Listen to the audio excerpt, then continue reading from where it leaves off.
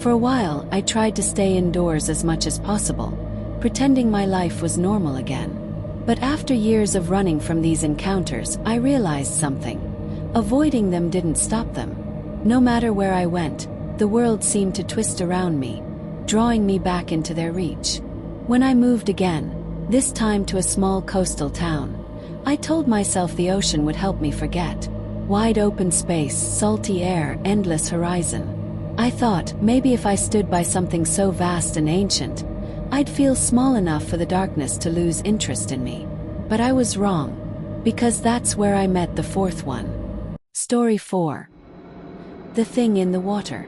I'd rented a tiny house by the coast, the kind with peeling paint, creaky floors, and windows that rattled whenever the wind came in from the sea. The nearest neighbor was half a mile away. Most nights, the only sounds were waves and wind. It was peaceful, for a while. One evening, a storm rolled in from the ocean.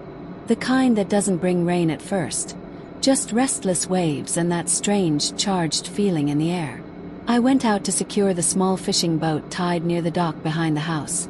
A habit, since the last storm had snapped one of the ropes. The sky was bruised purple, the wind sharp with salt. As I reached the dock, I noticed something odd. The water looked wrong. It wasn't choppy like it should have been before a storm. It was rippling in a slow, circular pattern, like something was moving just below the surface. I crouched down, shining my flashlight into the water. It was deep, dark, almost black, but I could see faint glimmers like light reflecting off scales. Then a shape passed beneath the dock. Long, smooth, almost serpentine. I leaned closer. That's when it hit the boat. Hard. The impact nearly knocked me off balance. I grabbed the rope just as the boat lurched again. This time so violently the water splashed up onto the dock. Something was underneath it. Something big. Then the sound came. A low, guttural moan that seemed to vibrate through the water itself. I backed away slowly, but before I could turn, a hand, or something like one, broke the surface. It wasn't like the hand from the river.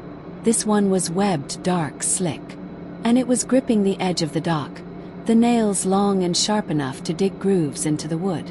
Another hand appeared beside it, and then a face. Its eyes glowed faintly, not like lights, but like reflections that shouldn't be there. Its mouth opened, revealing rows of sharp, thin teeth. And it made that same low moan again, but this time it almost sounded like my name. I stumbled backward, flashlight shaking in my hand. The creature pulled itself up just enough for its chest to break